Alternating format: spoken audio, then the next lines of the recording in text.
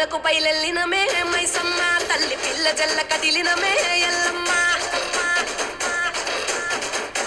పచ్చి కుండల్ పెట్టి పసుపు సున్నాల్ గట్టి కొత్త బట్టల్ ఎత్తినామే బోనాల్ పాయసారు తెచ్చినమే పోషమ్మ నిన్ను పానమెత్తు మొక్కుతమే పెద్దమ్మ